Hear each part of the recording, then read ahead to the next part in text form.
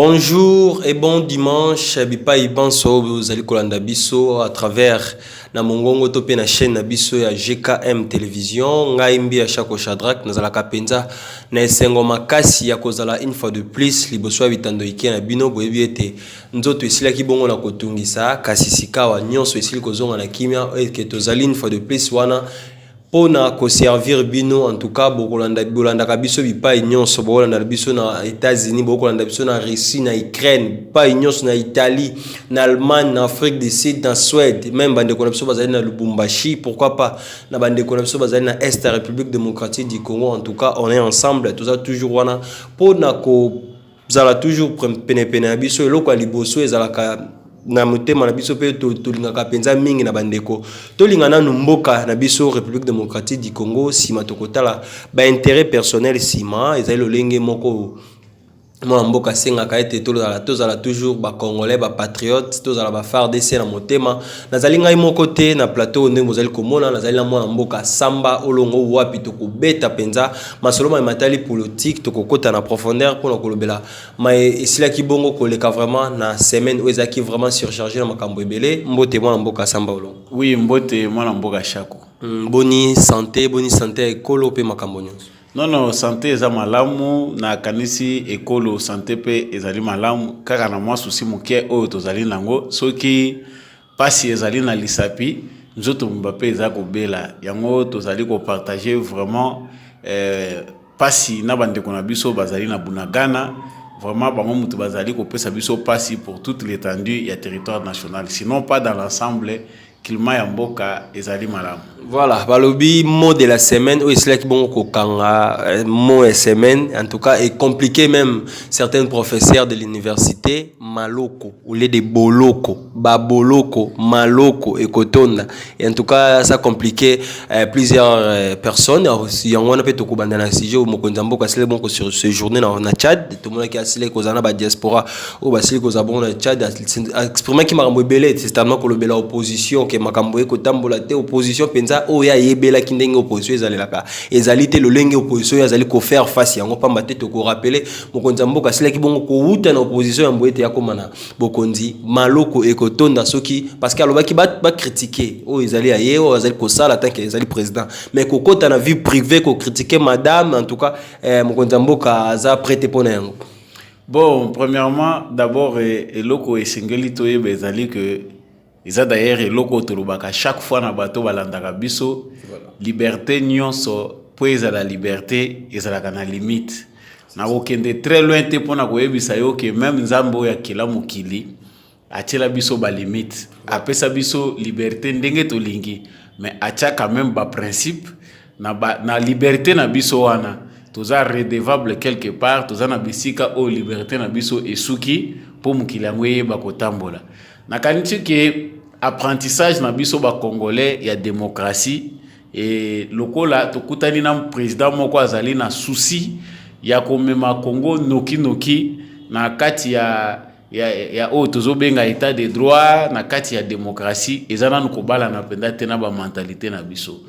Président de la République nga premièrement na remercier nanu pour na ba propos wana tenu ezali ras-le-bol pe il y a un président de la République eza tata ya ndaku akorite kotika mabe ekoba seko koba sans ko recadrer bana na ye moko na ndako pona kolakisa bango nzela ndenge nini tozali kotambolela mibeko oyo ezali kokamba biso ezali ndenge nini. Président de la République a s'attaqué parce que ezaka kama maloko te batu balobi alobaki mama moko boye donc batu balingi balongola ngo na contexte nango comme d'habitude bachango na contexte eza yango te. Ngana zo kende koto eza très positif. Président alopona nini président alobaki que na banana no ya mama moko boye. Président alobi loko eza vrai. Eza na batu oyo opposition na bango bazangi ba élément important we ko permettre bango que ba exercer musala na bango ya ki opposant na régime ya Félix Tshisekedi. Quant à eux ya ko banda ko planifier ba sabotage ko planifier ba intimidation à travers ba individu. Outre qu'on manipule la jeunesse bêtement, bah qui utiliser maman. Tant que président lobby que maman moko boyezaki na cadre ko insulter était alobi eza maman moko boye parce qu'ayebi ete on a pris une maman de truie maman wana aza déjà mokolo na maman wana na troisième âge na niveau à komi c'est une maman qui a besoin de soins bana na ye soki baza responsable bakoluka ba s'occuper na maman na bango mais eza pas interdit na maman wana te ki asala militantisme na ye maman wana peu importe son âge aza na droit ya accomplir devoir na ye civique aza citoyenne lokola ba citoyenne nyonso congolaise azali pe na devoir ya kotosa mibeko ya mboka mais ba instrumentaliser mama wana bazuye ba commissaire lokola objet na bango o ya kobanda ko critiquer nango aleka banda ko loba buzoba la première dame de la République aza mwasi ya liboso citoyenne ya liboso na Congo mobimba ce n'est pas n'importe qui personnalité na yeza à respecter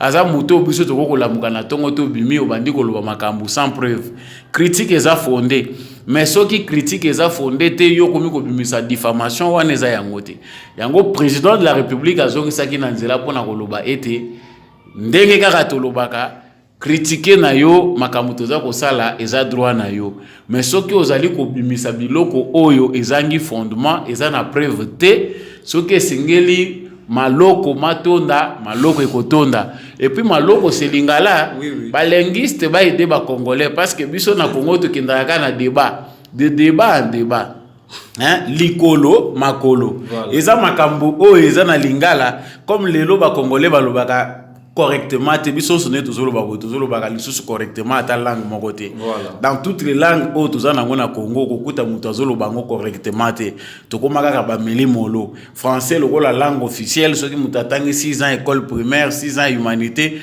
okomona kaka kosangisa sangise koti wana moyen ayeba lisusu langue ngo na profondeur ezate totikali na bato moke o ba komi penda ko me batikali baza ko maîtriser lingala ngo penda ndenge zalaka penda lingala de nazolo baboya to kena Équateur okita okuti pe bato belé lingala o baza ko loba eza penda lingala te il faut que dépendant na ba ancien na ba fin fond wana potro kuta penda lingala penda solo ndenge beta maka ça dit lingala eza monoko pe normalement il faut pas apprendre ngo bana na biso na ba classe lokola tshuluba lokola swahili to respecter ba principe na ngo ndenge eza ko tambolela donc maloko soki ko tonda ndenge président lobaki certainement moi je l'appuie parce que bêtise au Congolais azanango lelo bosenzi oyo ezali ko nyokola la plupart ya ba congolais ezali ko permettre biso te ke mboka ekende liboso yo ko vanda kaka ozotala bato bazofinga mutu alamuki na tongo je cite Dimi Kitenge alamuki na tongo sans preuve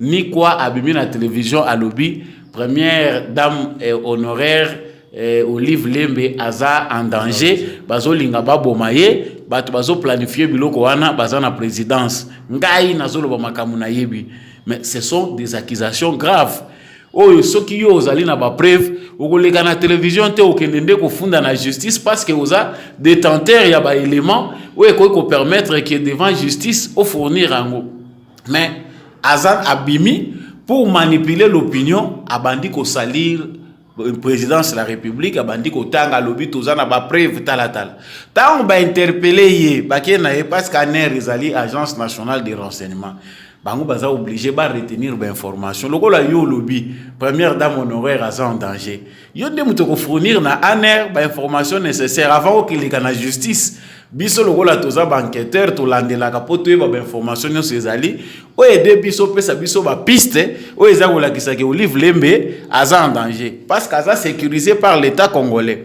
ba policier yaza ko tambola na bango ba garde corps bien formé bazo tambola na bango bazali connu par l'état congolais avant ba voyager na bango l'état congolais a certifié ka asa na ka mukanda soki Olive Lembe ko bima libanda na ba garde wana il faut bazala connu mukanda na bango ko wute par l'état congolais mais yo lobi aza en danger bazo planifier assassinat na ye azali ko nuire na régime na ba action na ya za ko ça ça dit ça parmi biloko oyo nous avons des jeunes gens pour la plupart dans les médias baza ko yate na souci ya kolinga ko la vérité ce sont des gens oyo bazali ko ya avec l'intention de nuire ba pesi yo mwa kanyaka muke ba pesi yo mwa mosolo tango koya nango obino lobino voilà ngai ndenge na zaboye nazali na ba information alors que wuti na laboratoire moko quelque part vous êtes payé. Et ça, biloko biso pe ba communicateur to faire face nango.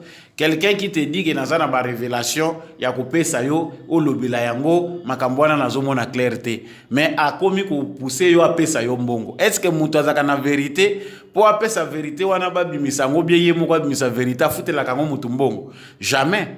To komi ko vivre makambo na Congo eza yango te. Pourquoi? Parce que au Congo aujourd'hui vérité mutu azana ngo pour défendre yango azoluka ba futa ye. Yo oyebi ke muto baza ko kosele makambo et que yo ozana ba information ya solo. Po bimisa ba information wana batu nyonso ba yeba vérité. Ozo bomba ngo ke ko luka mutu azana simolobi pesa nga imbongo ponga na défendre yo. C'est absurde. Mutu azaka na vérité azalaka intègre pour na défendre yango de vérité mutu azalaka nango azalaka na moto mutema na ye abimisa vérité batu ba yeba yango. Donc koloba ya président de la République ngana kanisi que option o à lever za malam justice na biso peut apprendre à tirer vraiment toutes les conséquences pour na mettre fin à aventure au tozomona surtout dans le monde de la presse. Il y a des journalistes formés par les kabylistes au lelo ba BBC métier à journalisme na Congo. C'est-à-dire comme na ngaka muto la muki na yeka bo abimi na ba révélation moko non fondée sortie de nulle part. Mais bato bazu ba pesi yango ba lobi kende koloba. Il vient pour provoquer. Mususu abimi ndenge mama na bimaki. Bato bando kantsake mama na zolo ba yemoko. Est mama wana lobi non première dame à rwandaise. Mama na lobi e yo nga mwasi lokola yo boy makamwa zolo bato bakansi ke zo ute pa na ye. Bokutana na première dame akomi ke bato. Akomi bato de batindie.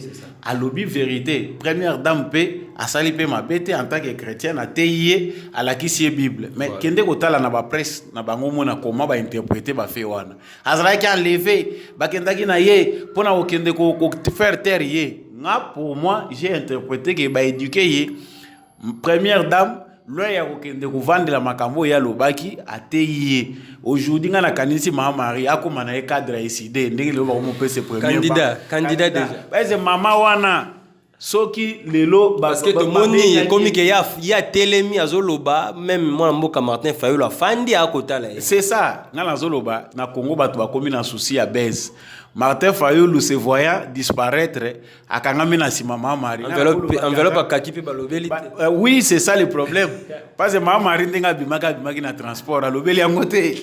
Donc oyo mama Marie azwaki mwana ne pas osenga musala asengi musala ba ebisete biso atozana musala to kopesa yote soko lingo sala opposition oza libre nous sommes au Congo mais babimi bakei bango pe bamoni moyo bazo sangisela mama Marie mbango mama Marie mbongo basombele lupango en tout cas mama Marie profiter na yo eza petango ngana yo mama Marie profiter na yo mais problème tozolo bana Fayulu soka kokili susu te iside apesa ta mama Marie poto moni ba mo kangama na ye ekomi likamba ote mama Marie cette femme kende ko funda pour façon bakangela ki yo conseil ko pesa na bana mama Marie parce que ba on na ebité bani ba utiliser maman ba on ba casquette mo boy en tout cas na lolengo esengelte mama Sakoli conseil to ko pesa na bana ya mama Marie ezali ke mama Sakoli mo mukio bazo sangisela ye po lelo grâce ya aventure asala ki soka finga ki mama ya mokonzite bilo musupe idaka bat musu na vie po akufa na kimia.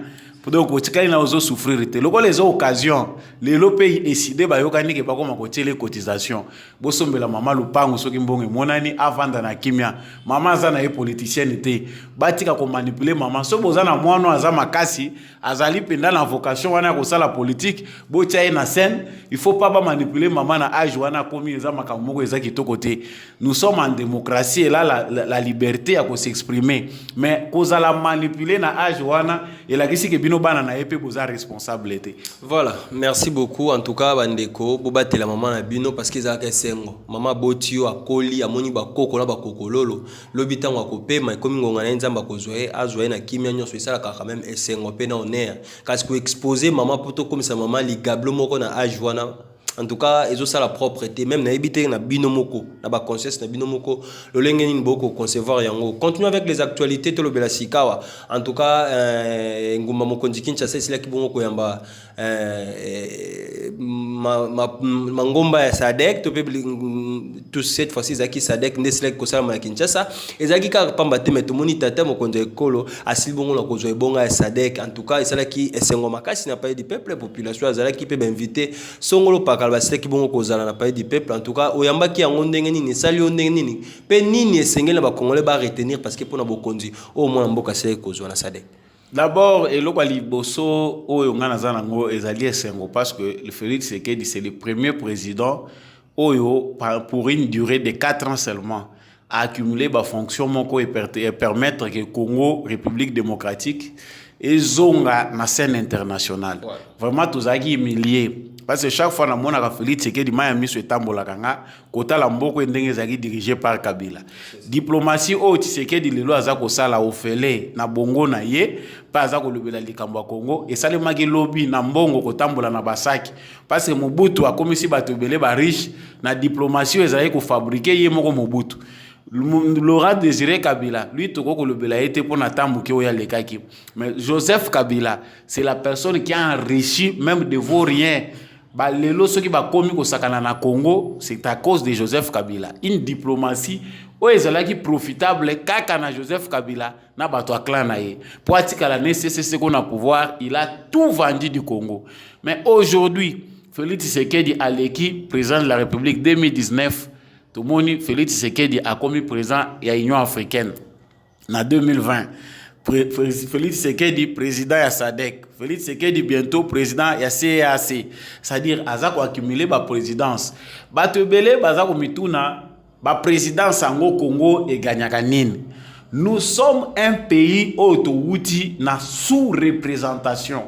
Bon, excusez-moi, ceux qui ba terme ezalaka choquant pour ngai mais nazolo ba sous représentation parce que muto yo biso tozakine le roi président de la République azaki muto yo azalaki ko mériter te koloba na kombo ya ba congolais et loko bandaye ko pesa ye ndingi sezalaka ndinga bandaye ko prêter serment dans le reste de temps tu es que Joseph Kabila au milieu de ses homologues président azalaki un président aphone.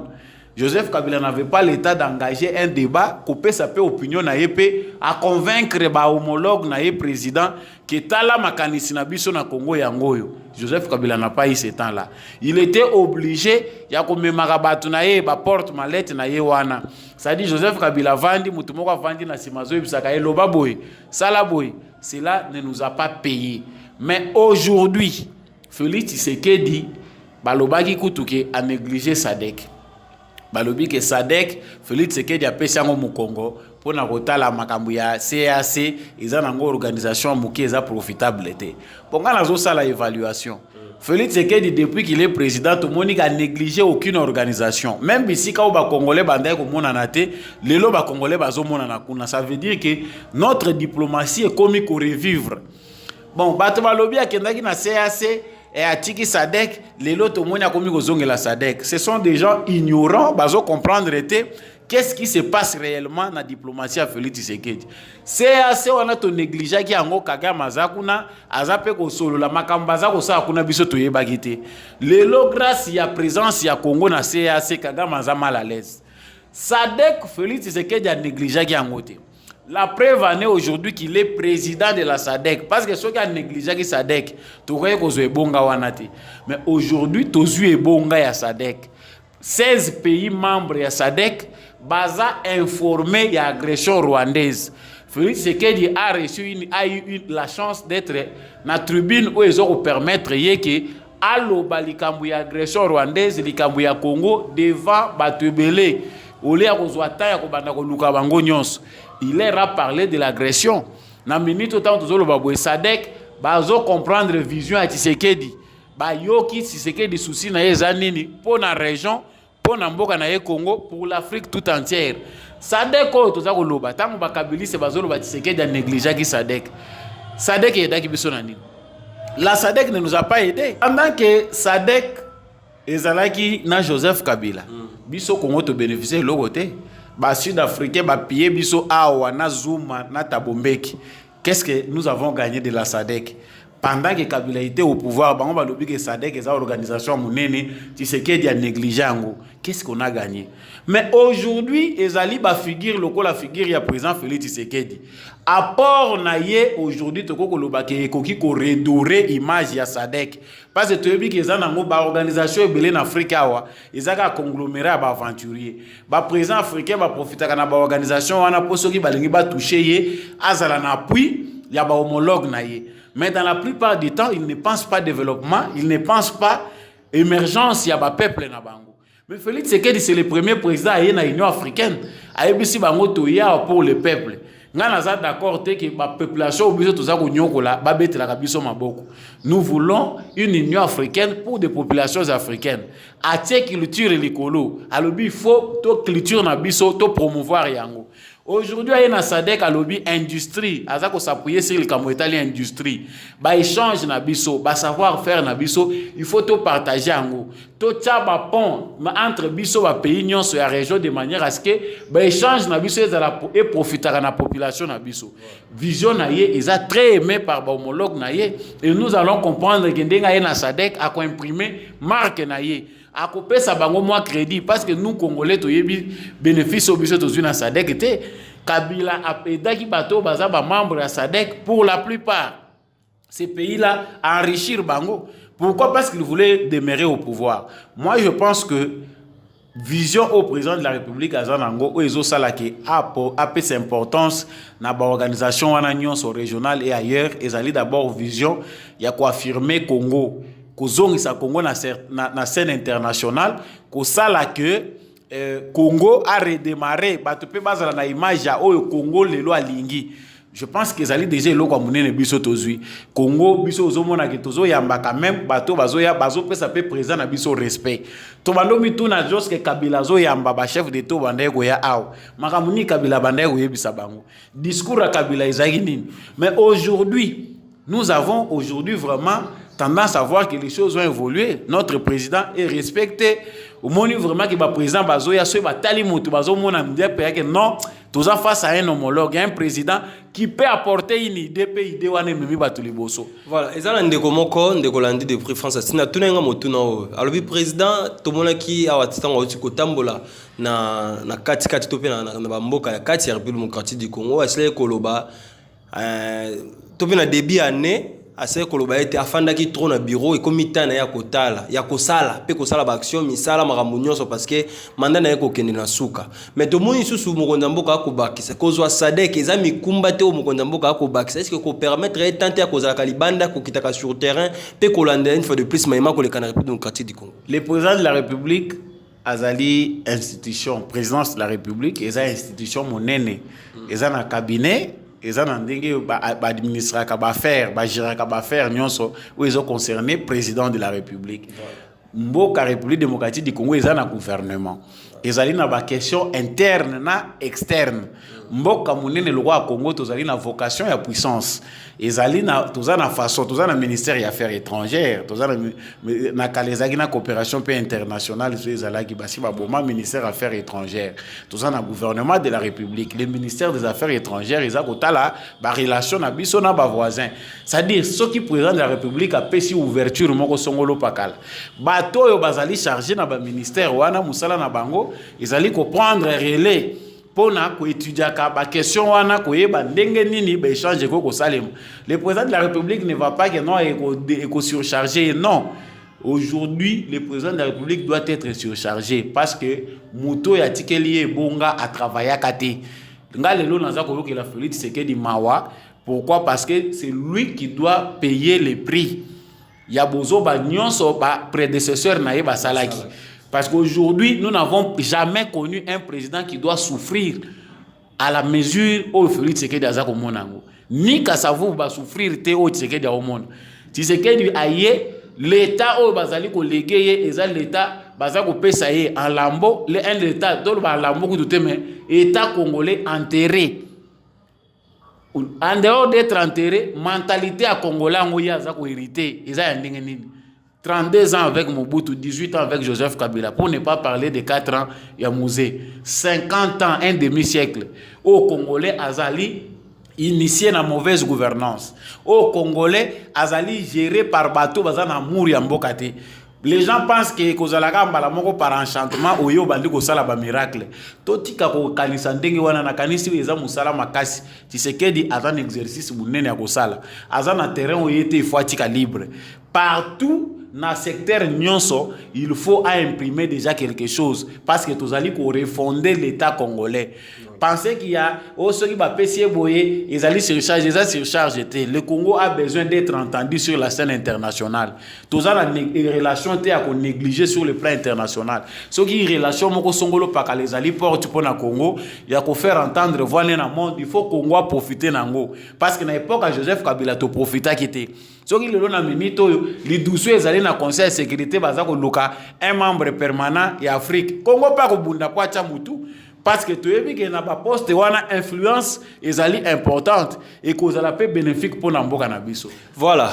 To tikala toujours dans le matali chef de l'état to président Mokambi Ekolo to mona qui en tout cas ça qui semaine moko ça qui toujours fait Tshisekedi à danger fait Tshisekedi à danger fait Tshisekedi à danger to mona qui invasion ratée ou inga ko ça na libongo na prison ndolo en tout cas ça la magi inga ke ça la mapena ba prison ebele prison to mona qui réussira qui zaki bongo na butembo kasi zalaki penza réseau moko esalema kete na ba prison nyonso bato ba se révolter parce que même pe makambo mususu même na prison centrale ya Makala bakangaki ba mama mususu 20 mama mobima ba ekotala lokola ba memi ba maser lokola ba memi ete ba biloko ya kolia to pe nourriture na ba prisonnier kasi ba yakinde na ba arme pona koluka lolenge ni ya kosala ba planification ya mabe kasi sécurité zali toujours makasi il y a des personnes en tout cas bazala kapenza na adenya ekolo batikaki ata mokete likambwana eleka tomoni généralement quoi c'est qui bon ko samba général basele là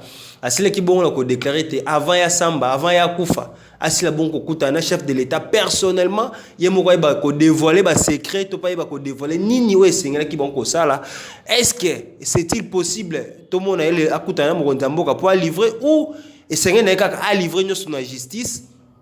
En tout cas, malobomboka yo on a deux points tout le bon kolbana. Bon, premièrement, nazako s'attaquer dans les cambouetali ba prison. Ils allaient première fois té évasion et ça les na ba prison na biso.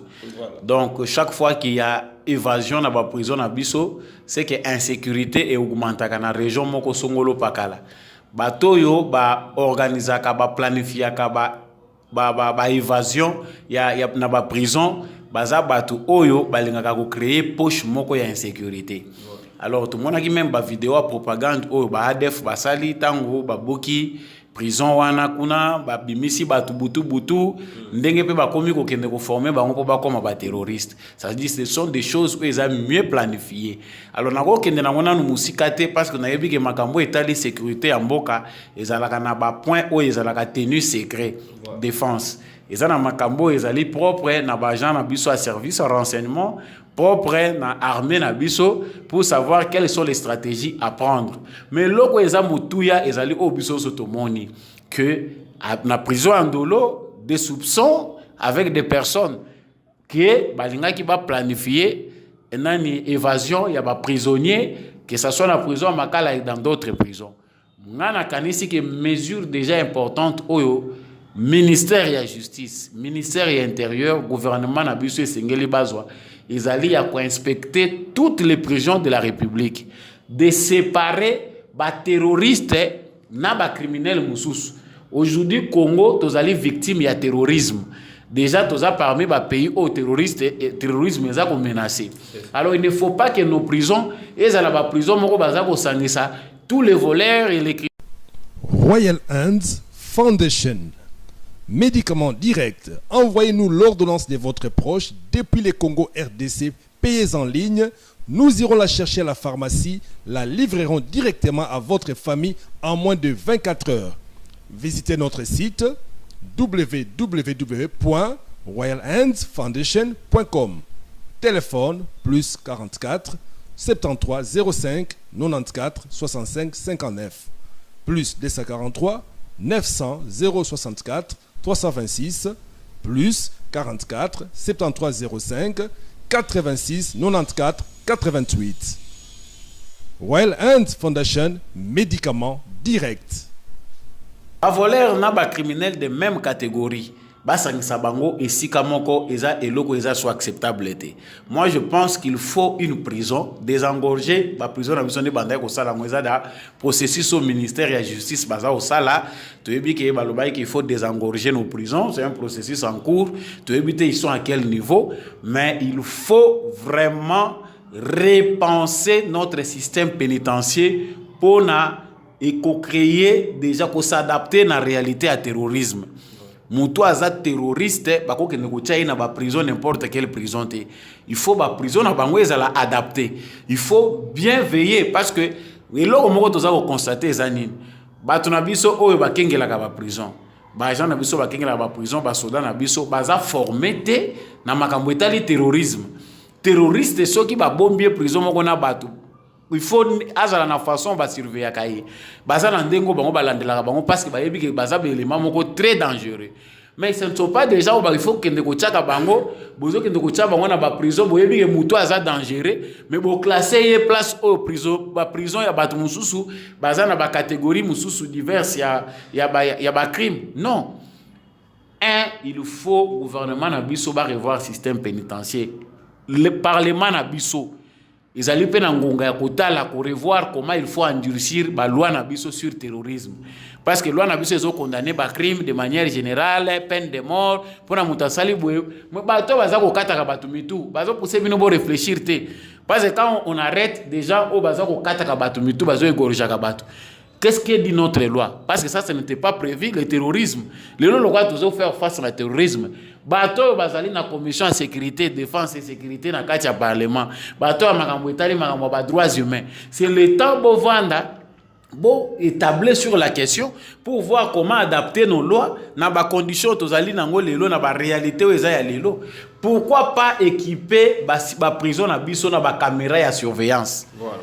Ba prison na biso o eza ba prison ya minene il faut ezala équipé na ba caméra de surveillance ba mouvement bozala na équipe moko chargé kaka ya kotala sécurité ya prison à travers les caméras de surveillance donc pour ba prison na biso lelo eza danger vu que toza ko héberger na kati ya ba prison na biso ba terroriste il faut prison neto baza ko bomba ba yebi ke moto akataki bato mito il faut prison wana ezala hautement surveillée.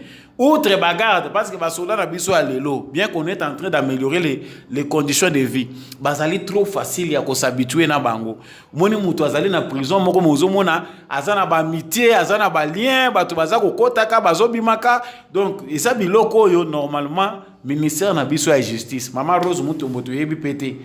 Photo boy a biso ba lobiso ko sali ba commentaire belé au commissible au nom demain, on ne sent pas. Ministère de la justice vraiment ça ne se sent pas concrètement ministère wana pendant gouvernement ya ba warrior rao to yebite vraiment eloko ndine bimi wana tali ko samba ya mwana mboko asile ko samba ba kete singela kutana mkonte ya mboka bon nakanisi que je ne pense pas que ça utile pour na yeko kutana na président de la république parce que ngai déjà na sipe na lobela wana za ko lobango lisu makambo ya ko yebisa mokonza mboka eza ya sikate.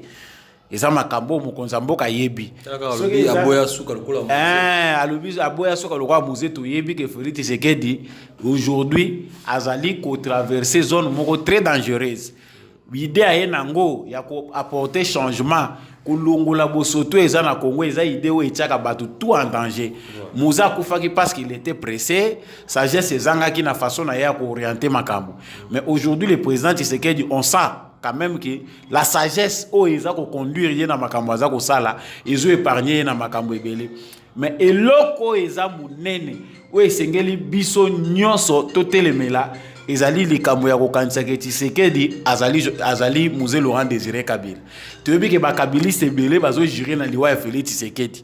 Ça c'est quelque chose il faut congolais nyon soyez bango eza na bato oyo bango bazolala bazolamuka bamoni ba faire na bango ebebi ba faire o baliaka mbongo na makila ba congolais tant bazomona Félix Tshisekedi azawana bazomona pona bango que c'est un ennemi de leurs intérêts mieux voir kufa poazo akimia la plupart des kabilistes bazole ba Kabila zonga 2023 Kabila zonga bazele na ba élection te ebele bazozela ke insécurité mabe moko ya na mboka to kufela président pour ba créer o bango ba ko créer c'était eza alerte munene président de la république ministère intérieur kutu na koloba ministère intérieur te poza makambo belenga na za koloba ministère intérieur mais to koloba souté to komi ko sauter na biso tozo tika gouvernement to ke kai pas président na bina koloba nanga lisusu aselo te poto za na biso na ministère intérieur te na loba nanga na président de la république parce que soki to komi ko sauter tozo sala parachutage wana poto yebike na sawa basala kana bango eloko moko te tozo mona ta port moko te au ministère intérieur eza ko apporter na makambo etali sécurité ya mboka donc makambo ebele eza ko charger ka président les congolais bazana bango na vie ba pesi responsabilité ozo se comporter le quoi bébé balukela ko ya kolia balatisaka yo batambwisaka yo donc yo nyonso ozana okaka ko se référer pas maman donc quoi nous sert nos ministères pour ba warrior rebelle tout le monde ba déjà ba bandi ba démarche voilà wazoluka ba reconduire wazoluka ba reconduire papa. Monsieur le président de la République, cette fois-ci, tu es tu avancé. Gouvernement FCC cache, tant que tout le monde va avoir tout le monde a une nette amélioration parce que tout le monde a gagné sauté. Vraiment, le gouvernement Sama Lukonde a des points très très positifs. Mais il y a un ministère Oyo, un animateur Nango Baza contre-productif. C'est que tu yebi ata kombo na yeti. Mais c'est le président de la République. Bato ba yela ko ba komba ba ministre ba parce ba liste c'est bandi oteki dip ozo oteki kutote mozui dip okabi oteki lupango pesi po ba commission ministre mais ministre moko improductif c'est à dire osali ke lembako so na pesi mutu kana pesi na dip okotela ngepa président po ba tanga DG bandi lisusu président lokolo umisi makambo yo tout monde appelle makambo bien il y a des ministres na boy ko tanga ba kombo mais to tanga ka ba ministère intérieur justice Lanterre ku tout mais musala tozo mona ngotina na ngote ministère agriculture na ebité na ko matana no ministère agriculture musala mweza kan nazo tuna ministre agriculture vraiment tie moi vanda kana bureau depuis ba vandi boy est-ce que ça na action moko au congolais soko tunie atana balabala o tunie ministre agriculture kombo pamba ebité ayebi na été oh ministère ya tourisme Tozo kaka ndenge za ba projet zo le kaka na télévision au ministère du tourisme zo relancer essayer de nous aider concrètement tout le monde RTN ça zo sa musa malamu parole na ba ministre ndenga za ko pesa bango mais belé makambo belé zo suka kaka na virtuel so luki dans les concrets na bureau na yo zo mona ndelo moko te donc ça, son cerveau ne chauffe pas tozo luka ba ministre oyo akondi mapendake akomi ko zo risque azo ya musala même na vélo esengeli na biso penza ete ko sala kaka remaniement et remaniement est vraiment très très très recherché. Nous sepela aujourd'hui parce que monsieur le président de la République ba onyo salonaki et comme ko botambuma biso moko na Congo parce que Amérique faut yo kana Sony ba partenaire privilégié faut ba yo ka Sony effort ya Tshisekedi yemoko et sali que Congo mobimbeza en chantier partout au Congo toza ko mona ke so que na province so ba to ba lobby ke ba ngona ba moni logo ya chef de l'état te baza bandoki. Dans toutes les provinces du Congo, il y a 26, mais il y a 11. Il y a quand même une œuvre où ils allaient côté partout. C'est-à-dire que les matin budget l'État, ils ont un salaire, ils ont un DGM, ils ont un salaire. Ils ont un province à travers Banzela. Place au botam au monnaie courante au monnaie courant. C'est-à-dire ce sont des choses qu'on est en train de dire. Le président de la République, le a volonté à commis peu koye babato.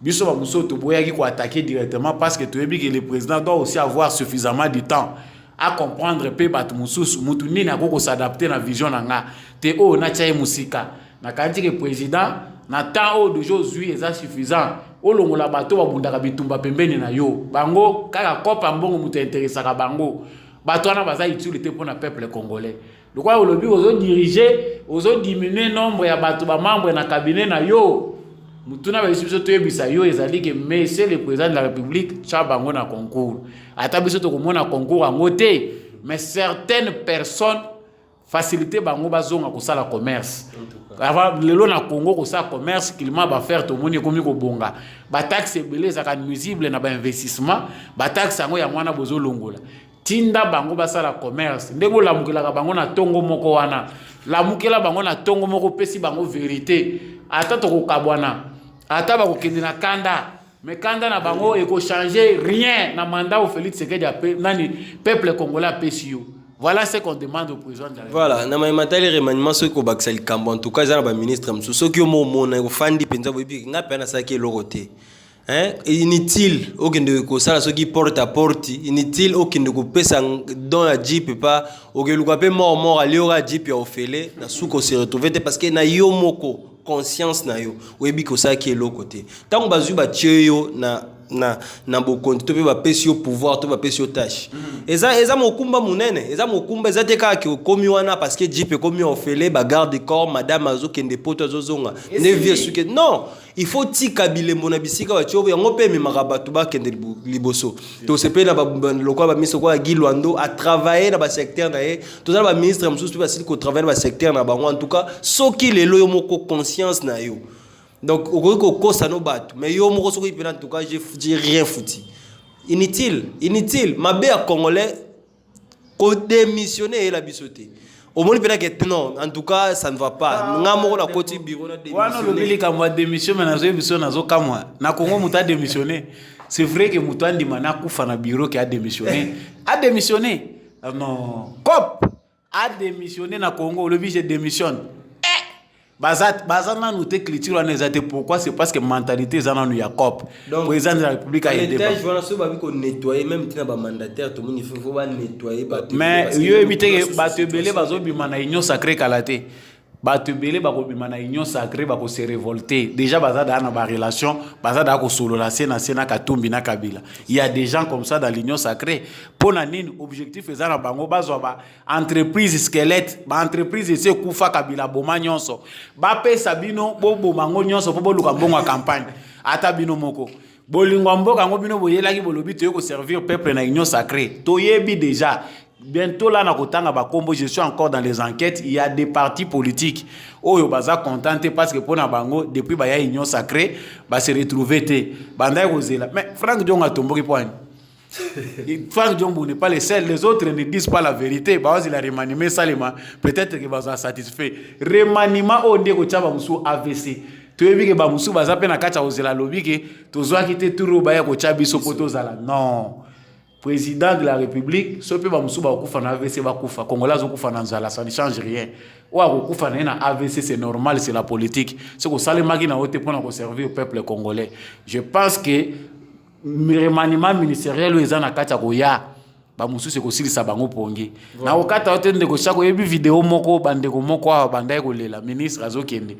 Ce qui ministre ya formation professionnelle, ce qui ministre nini. Ah là là là. Mboko eza passe.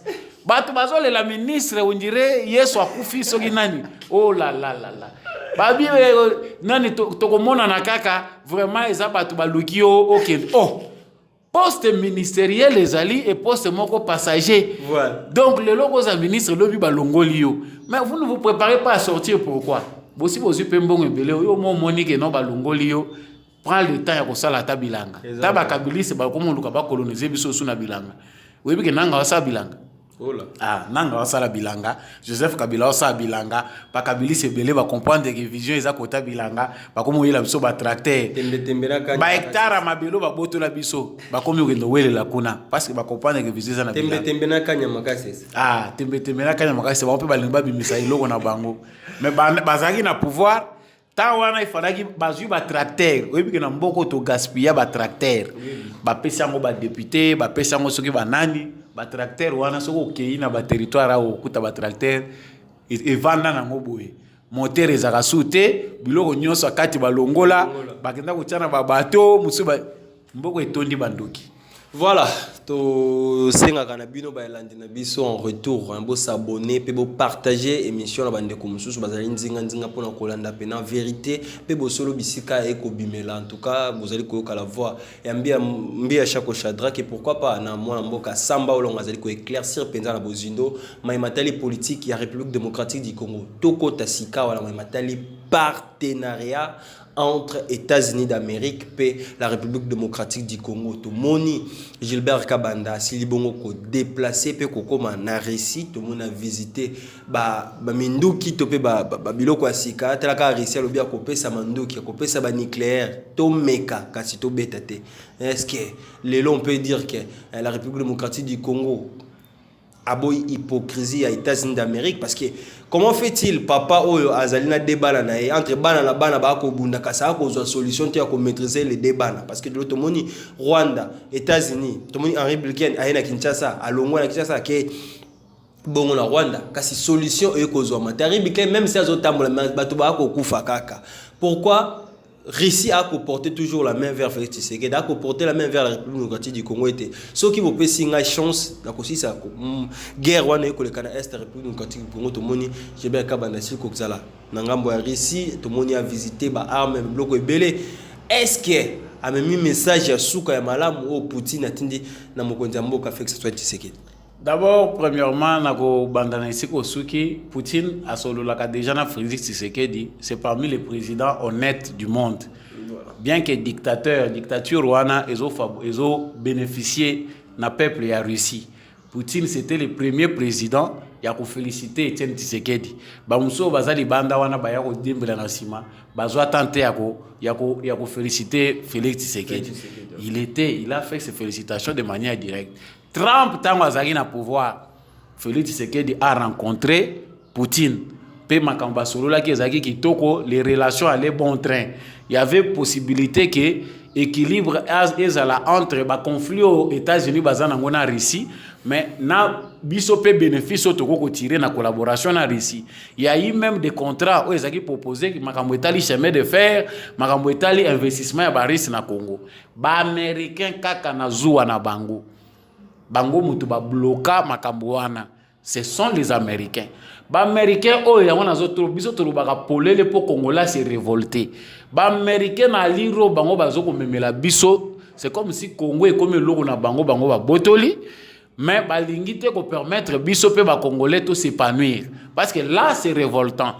Félix Tshisekedi est au pouvoir, ça fait maintenant toujours qu'il y a 4 ans yango dans 4 mois peut-être ou 5 mois, ça fera 4 ans. Mais partenariat privilégié dans les États-Unis d'Amérique, ezaka kana makambo o biso ba Congolais de manière générale to yebité.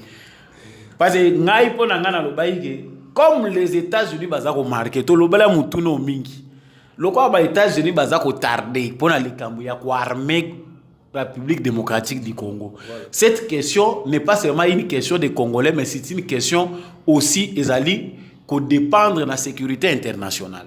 Région et pays mounene na dimension sous-continent. Hein? Loko la Congo. Botiki terrorisme na porte à Congo et Koti. Question le terrorisme Koti na Congo. Les Américains sont complices. Bango mutu batiki bisoto koma tina niveau to komi. Tabaze sa ngo Joseph Kabila Botie boza ko kumbe na désordre mutu na mutazo we la kolia ya ye. Bozo ba côté tozo kendete banda ko mona ngo aventure. Aujourd'hui, ils sont prêts à venir pour nous apporter ba yebisa biso ke bango mutu baza apporter solution.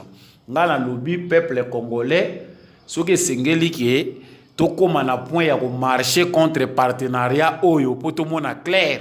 Nous devons le faire parce que les Américains quelque part de manière générale, ils ne sont pas sérieux. Bango bazo mona ba intérêt na bango. Les morts du Congo ne valent rien. Parce que le président de la République sur certaines questions, il ne peut pas dire tout haut. Aza sage parce que aza ko permettre que Congolais na maturité na ye à défendre ye moko souveraineté na ye. Yo monite que Félix Tshisekedi a pesi biso passe à nord. Biso tango to telemeli Nations Unies aw. O moni ke bazozo ngasima même si bazana na kati ko comploter. Il faut que les Congolais biso tous en maîtrise ba question oyo. États-Unis d'Amérique azana ba allié mukili mobimbo. États-Unis d'Amérique aza ko intervenir na Ukraine pour na ko telemeli la Russie. Qu'est-ce qui empêche les États-Unis d'Amérique baza ko traîner pourquoi pour na likambo ya ko armer Congo? Tu as vu que Anthony Blinken, secrétaire d'État américain, tant aye awa na Congo ake na Rwanda, il est allé faire les rapports.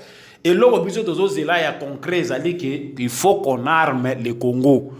Biso ba Congolais toza na besoin de sécurité. Puis sécurité na biso wana ba Congolais, ezali sécurité pour na région mobimba. C'est une façon ya ko éviter que ba crise mususu ya minene e botama na monde likolo ya Congo. Le président de la République aza prudent parce qu'azo boya makambu ya pour ceux qui a très pressé, de créer guerre na Congo. Nous ne pouvons pas permettre que Russie, Chine, et États-Unis s'affronter. Bien que bazo s'affronter déjà de manière où déjà baza ko sale lango wana. Mais les kambu ya Congo, awana zolinga ko za la claire les kamoko, c'est comme déjà il y a une guerre comme thème, c'est déjà il y a une guerre engagée entre la Chine, Russie et les États-Unis dans le sol congolais. Ce qui Amérique azali, baza prudent, et là quoi liboso ezali, qu'on rendre clair partenariat na bango wana de manière à ce que Congolais mona ba œuvre, ba acte, ou ezali concret, pour bisoto s'éviter. Poutine déjà a prêt. Chaque jour Poutine a dit que Tshisekedi soko lingi guerre ici là na est ya Congo, je suis prêt. Na mesa Tshisekedi ba dossier ba chinois ezali, ba dossier ba russe ezali. Il y a plusieurs autres états dans le monde qui ont proposé Tshisekedi ba solution na bango. Mais les États-Unis azomi mabiso azongisi biso boye. Ya bande komo batuna enga mituna balobi, mais bino pe bozolo bakaka, ye Félix Tshisekedi kwa kendata kota Russie ezanini. Ezali PTT, eza ko dépendre na maturité na biso ba congolais. Baris wana eza proposition na bango. Gilbert Kabanda pesi penda masolo alobi alakisi bango o eza souhait ya congolais. Parce que Gilbert Kabanda sali ezali kolakisa na opinion internationale souci o congolais nyonso azanango. Pour congolais les lois comme na besoin mandoki pour na armée na ye. Ce que esenga ba pesa biso nyonso mandoki, nous sommes prêts ya kozwa ngo pour na assurer sécurité na biso. Mais lokola mokili mobimbeza en complot contre biso. Baza ko boya soki to armée bango ils ont quoi t'encourager bango poto ya kokota suna mboka na to timola tozwa ka ndenge tozwa ka na facilité et aux ala sous bongote yango moni bango bazo betisa biso boye. Moi je pense que le président de la République a un bureau stratégique makambo ya za na kati ya kobimela tozoloba o biso tozoloba mais les représentants du Congo, le premier stratège de la République, ils sont président de la République. Ce qui a moni qu'il faut tout risquer parce que serment yo prétend monsieur le président de la République au son du Maliwa. Ceux qui ont montré que les Américains vont le tango, en tout cas, il faut lever l'option. Ceux qui ont dit que ceux qui ont dit que ceux qui ont dit que nous serons prêts. Parce que ça soit acceptable. Les États-Unis ont un problème. Mobutu Kutaloba qui s'agit de négocier un diable pour la République du Congo, ils sont prêts. Et pourquoi pas les loto comoni? Parce que les loto moni marambo belé, ils ont réussi à lingi pays nyonso et vivre et libre. Tout le monde na Mali, tout le monde bande Mali les loba zui kimia, si ma kozala si ma français tamolaï. Pourquoi pas la République démocratique du Congo? Le loto gangi en tout cas le kamamo partenariat et ko pesa ba diaspora kanda. Partenariat direct et ko pesa kanda makas. Le kambo ya partenariat oyo bande ko belé ba komela kanga. Bamusu balobi te omoni yo za trop radical bande ko belé surtout bazana Canada bande ko musu bazo komelanga à partir ya États-Unis balobi lembisa e olekisi makasi États-Unis pa azana mamba malamu États-Unis toyebi kendenga zo kendena Congo sur le plan stratégique biso Congo na États-Unis ezana makambo belé il faut ça les mawana. Mais apparemment les lots pénal ceux qui batuba kolanda bien tout le monde dit originalité à guerre ya est démocratique du Congo États-Unis moko nda ko jouer dans. Mais États-Unis bazo ça la biso chantage. Il faut te lo baka vérité pour bande ko musu ba yebite ba yebaka. Les États-Unis nous font un chantage. Ba o bazo ça la wana bazo ça la séqué du chantage. Cette insécurité à l'est du Congo ba américain ba yebiango. Ils sont prêts, ils ont les moyens pour mettre fin à nous. Mais le roi n'a qu'à na bango mi yibi pe baza. Na kati na bango ba aventurier baza, ba mafieux baza, il y a aussi des gens intègres parmi bango. Donc c'est un problème de camp. Il y a un autre camp où ils ont quand ya basenzi wana na bengi bango basenzi parce que ce sont les gens qui ne voient pas le danger venir. Bango bango na ka intérêt. Parce que si ces gens-là, basenzi wana ba mona ki danger, ba ko permettre que Congo la diriger na un mouton yebi et l'autre côté. Hein? Joseph Kabila a dirigé le Congo pendant 18 ans. C'est l'Amérique. Pendant que le terrorisme est au Congo, les Américains ont informé que le terrorisme est au Congo. Mais parmi eux, il y a des gens qui soutiennent le terrorisme. Au balingi que le terrorisme est à la peau, bango basala ka faire na bango illicite na katiwana. Denga na lobi faut biso petos à l'éveiller. Likambo etali président de la République, soka linga telemana likambo eza sensible et senga pe peuple moko ya malonga. Ya on a izako finga bande kona biso te bino batu réclame kasi Tshisekedi akene na risite muza kufa. Tshisekedi est en train de traverser virage où eza makasi ezo senga congolais nyonso azala debout. Si nous soutenons vraiment notre président de la République, il faut être prêt en tout et pour tout. Ba manifestation spontanée il faut ezalaka. To telemeli bango to lobi niet. Insécurité bino bo memeli biso abino mutu boya nango. So bozo ko comme insécurité na binoté partenariat wana pe to linga ngolu souté. Ce sont des choses où il faut se préparer nango moralement parce que les citoyens congolais d'aujourd'hui pensent que nyon so tata ko sala. Le roi to votaki da président, nyon so salema. Non. Voilà. Avoir un président de la République, ils allaient te commettre à côté devoir na biso patriotique. Biso tout en tant que bas citoyen, tous a obligé photo téléma. Mobiliser mingi bandeko na biso bokomela kanga. Vous qui êtes aux États-Unis, qui êtes surtout au Canada, faites des lobbies. Botambola na balabala bola la teke sili au Amérique déjà ça suit décision au bazo signer. Moi je n'ai plus ce temps là pour venir vous transmettre des informations à les salongo ba congolais. Non, moni Amérique déjà décidé nyonso na minito yo, ils sont prêts même s'ils le font. Soyons toujours prudents, sachant que l'Amérique ne fera rien au Congo pour le bien des Congolais. Les Américains, même les Russes, ils prennent n'importe à Congo, ceux qui baillent les lots au Congo, ils le font pour les intérêts des Russes. Biso ndeso toza pesage, toza intègre, toza na bolingo mboka na biso, nde toko profiter pe na moment wana po. Tout ça la paix loko moko ezana intérêt à mboka na biso. Voilà ce qui est l'essentiel. Voilà, tout le belasika makambo etali guerre ya Est République démocratique du Congo. En tout cas, mako continue toujours tout monde qui ba rebelle ba sila ki bon na ko attaquer ba FARDC pe ba FARDC ba sila ki bon na ko repousser bango pe ba rebelle ba une fois de plus na ko attaquer une fois de plus bande ko na biso to pe armée na biso kasi bande comme ça basili ko mituna to moni ba Burundi basili ko kota est-ce que bazali boso bazana si matondeni parce que comment fait-il tous a renforcer na ba logistique ya siko et comme ce qui même ba te belé ba ko mona ba ko kama logistique et kasi to ko mona une fois de plus ba rebelle ba ko attaquer kaka du Congo en tout cas ils allaient ni moins classement bipa yuan. Bon, ba rebelle baza ko attaquer République démocratique du Congo déclin ya Kagame. Et ça a suivi certainement na ba événement moko et ko énervé ba congolais parce que bande ko belé ceux qui bayoki ke Bunagana ezana occupé au moins et comme le rôle à sujet ya bato ba musu bazo mi benga ba opposant et comme le rôle à sujet na bango ah Bunagana occupé kuna bazo sala fête kuna bazo sala boui non Bunagana ezali occupé ba rebelle bazali na affrontement na armée na biso to yebi que ces 2 derniers jours bazwa ki pena frappe na bango la FARDC vraiment azo maintenir position pe azo ko tsaka bango ande bandada à chaque fois mais to yebi que ezali nango M23 te to sito lobango ezali armée rwandaise ndenge za ko sala opération na bango na lobaki loko na analyse moko na talisi ete Kagame makambo eza ko sale mawana eza dernier rempart na ye bisika o Kagame azali ko kangamela nango ezali base ya insécurité wana ayebi ke soki insécurité wana na minute oyo et cessé et que frontière à Congo ekangami tala kaka na États-Unis a pesi injonction bango mutu bakela ye politiquement ba pesi injonction balobi retirer bana na yo bazonga na Rwanda Kagame boyi parce que pour mon aketango so bokola alongoli koto yo a retirer koto attaquer koto ah ya wana lobaka pona ngai mutu moko ayebisaka ngai alobi tango zo bokola nyoka longola emino ozomona longola emino tika endenge wana bato babokola nyoka ebele ba mususu balongola ka lino nyoka mususu babokola ka yeto zo bokola yo vandisi eboye tala makam o Kagame komi ko sala c'est-à-dire Kagame aujourd'hui profite aussi de la naïveté internationale biso Congo c'est vrai ceux qui toki le guerre na Rwanda le Rwanda n'existera pas. Batu nyonso bayebi yango. Mais pourquoi bazako privé biso armement? Pourquoi balingite ke biso tozala à armes égales na batuana? Ça dit le complot est là dedans.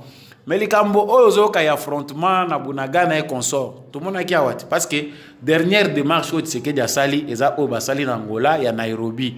Balobaki ki pa mouvement nyonso rebelles nationaux et étrangers babima ba se redire bakota na processus ya paix basali ya ngote to moni ndenge armée na biso azobundana na ba moyens de bord parce que armée azobunda pamba te il y a des décisions politiques il y a la diplomatie qui va dedans yango moni ke Bunagana ba M23 bazo continuer ko donda ndenge baza ko bimawana mais lokola temps eleki ba pesa ki bango tant que il faut ba se retirer Kagame n'a pas obéi biso tozo kozela lisusu te armée loyaliste allez toko tana musala ba bunda ndenge bazako bunda wana mais moi je sais que la surprise est là parce que biloko musuba lo bakango na télévision te la question de l'armement du Congo, armement et armée congolaise, est une question déjà résolue.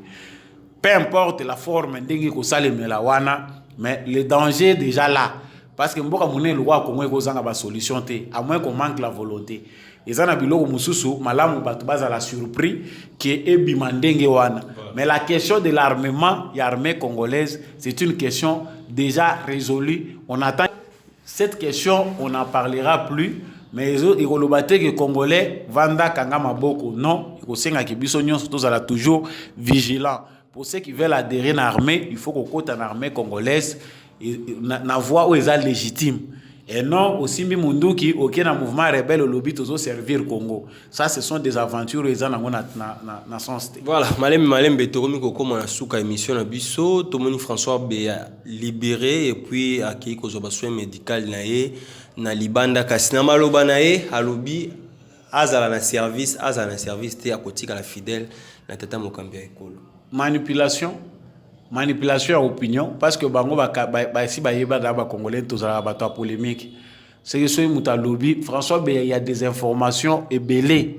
Tu sais qu'elle dit c'est parce que le président de la République sauve danger monsieur Zoé ezapo azana na mutema bolingo. Ce président de la République azana mutema bolingo te akoya ko lobate ke azaba pardon. Ce qui président kufaki alingaki ya ko lobate ke président ya za fidèle na président. Yo ko za la fidèle na président na yo o ya pesa ki yo confiance. Bah, il y a des informations graves concernant vie à président, concernant danger aux Oyanamboka. Aux appels qu'on échange na batouana régulièrement sans commettre au courant président wana ou le baguette aux fidèles. Aux fidèles aux complices. En matière de sécurité, mutu andenge wana azape au niveau ya makambo etali sécurité, aza complice.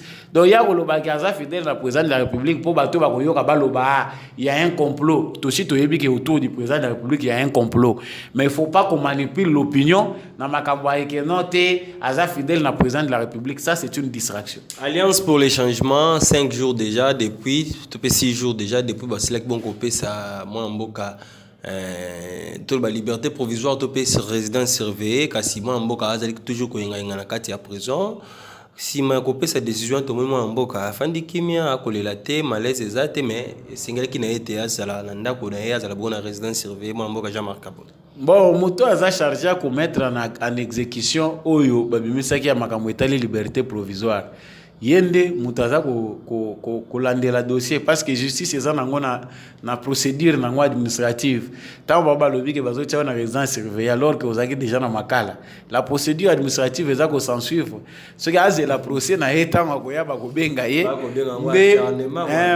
oui abenga ngo acharnement parce que d'abord premièrement na ko kende na angle eza trop juridique te nazo kende na angle eza politique mwana mboka Jean-Marc Kabunda wakabunda soki bamusu balobi soki kabundi wakabundi bakombo ezobimaka ekolo nyonso l'orgueil précède la chute même devant ba juge aza autain ba avocat baloba te ye moko alobaka c'est que ya monike Congo mobimbo mutaza likolo na ye azate alors lokola aza arrogant ba juge pe bazana ndenge banyokolaka bato parce que yo bazotala pas attitude ya mutu c'est les juges d'abord ndé muta ko apprécier esika nini bakotiela yo résidence surveillée soki makambo yango ekolekela ndenge nini po ete okokima te obieko kosala mabete ngana kanti na mboko yo ba sujet théâtre comme trop bato musupe baza ko bakisama bazopesa pe congolais mutu pasi moni ko Congo eza munene oyo kana beni oyo ka awa oyo ka lisusu Jean-Marc Kabund vraiment il est seul responsable de va venir naï tout le monde peut ba photo ko circuler moi mboka Franck Diongo azali na hôpital avec Obela azali ko kima déjà une fuite en avance bon bango babela kaka bango babela kaka bayebi ke problème ya congolais problème ya biso ba bantu ezalaka compassion sympathie otozalaka nango donc ata mutu umoni kaza mabe mais soki azana mabe moko ezoyela ye okabiso sokomaka na mawa umonaka te botika ye bosala boete parce que de manière générale biso ezandenge wana chez les Bantous donc lorsque quelqu'un est devant face à un problème mabe na ye batu penda batalaka ngo mingi te mais Franck Diongo je pense que théâtre ezaki mingi na époque à Joseph Kabila mais na époque à Félix Tshisekedi théâtre vraiment ezana esika na ngote Voilà, tokomi kokoma na suka émission na biso pe tokomi na suka émission na biso. En tout cas, bozaki ebele ya kolanda biso par-ci par-là. En tout cas, moi mboka Samba Olonga, dernier message na bandeko baso basili kolanda pe ba bon dimanche na bandeko nini ba kolanda biso. Vraiment, dernier message na ngai na pesi matondo mingi na bato balandi biso na plateau na yo. Vraiment, continuer à soutenir les chefs de l'État la crise ko changer mentalité. Soki toza ba senzi na mentalité na biso ke tozo réclamer changement, ils sont compatibles te, ils ont makam malamu te. Na kanisi na cadre pe toujours il y a des beaux congolais. Vraiment to lancer mission moko spéciale chaque dimanche ndenge na lobaki yango chaque samedi dimanche. Parole na diaspora pour boza ibele pour komelaka biso ba suggestion vraiment ba diaspora bo banda ko intervenir ko yaka bo pesa ka biso pe expérience na bino apport na bino ba réalité obino bokutani nango pour aider ba congolais pe baza baza ko vivre kaka ke ba ya lisu ko rejoindre bino alors que biso tozo senga bino boya ko zonga na mboka pour aider le pays à aller de l'avant. Vraiment ils ont la plateau moko pona bino, soyez nombreux déjà à m'écrire pour total ndenge nini makambwana toko partager yango. Pour ceux qui veulent me joindre na campagne de Debout Congolais, appelez le numéro plus 243 82 349 65 26 ou appelez Ndekombi à chaque on a plateau na na kanti que message est kokoma. Voilà. Mbote na quelques personnes, to bon dimanche na bandi. En tout cas bon dimanche na apôtre Gérard Kabea, bon dimanche na papa Jean-Louis Chimbalanga, maman Lisette Mombendu, papa Boniface Mpunga, maire adjoint en France. Vraiment, vous êtes nombreux, les Congolais, ça la politique en France, et vous êtes des ressortissants congolais. Vraiment, votre organisation a salué Bino Mingi, Bandeko Bozolanda Biso na Canada. Vous nous suivez nombreux à partir des États-Unis, Dallas, Texas, Chicago, Illinois, Caroline du Nord, Californie. Je n'ai pas cité de manière exhaustive. Bozana, Japon, Chine. Vraiment, bon dimanche à vous tous. Je n'ai pas cité vraiment Binonion. Bozana, Afrique du Sud, Tanzanie, Gabon, Bozana, Burundi, Ouganda, Angola. Les pays est belé beaucoup mais la ganga na pesi bino matondo mingi. Voilà, topé sa chance, topé sa chance na mokonda mboka tata ekolo po ete mboka na pesi la bongo ko se développer to komona ba est ba guerre est ko sila ba ndeko ba lela ba courant ba quit par-ci par-là tout monde tata mokonda mboka ekolo azali na volonté na bisiko courir zala kité à côté courant bisiko mai zala kité mai ekoti cela veut dire topé ça est maboko yo moto luka ka kontaka ba promesse ya mokonda ko tata ekolo zonga na livre na yo tala bien tala okomona ete ba promesse ici parce que tata mokonza ekolo asili bongo na ko réaliser ma immense asila ki bongo ko la kana population na et donc na ko ki ko si émission de ça d'avoir ko remercier apôtre Gérard Kabeo apesa capsule espace ya kozani fois de plus liboso itando ikena bino na pesi mbote na papa Antonio Mbia depuis Londres na pesi une fois de plus mbote na ndeko Landry et da capsule ming penda ba conseil to pe na ba suggestion ne yo pe olanda biso numéro ezalwana comment. Donc, nazali penza wana motema ya kofunga pe na koyamba suggestion na yo. Chaque vendredi, tindela biso motuna na yo, tindela biso question na yo, tindela biso makambo yo ezotungisa yo, motuna ngako tuna Samba Olonga. Chaque vendredi o tindi yango ekoleka na émission tokotuna pe kozala na pona ko répondre yo. En tout cas, ngai na bino tokutani bongo mbala sima pe na invité mosusu. Ciao. Royal Hands Foundation. Médicaments directs. Envoyez-nous l'ordonnance de votre proche depuis les Congo RDC. Payez en ligne. Nous irons la chercher à la pharmacie. La livrerons directement à votre famille en moins de 24 heures. Visitez notre site www.royalhandsfoundation.com.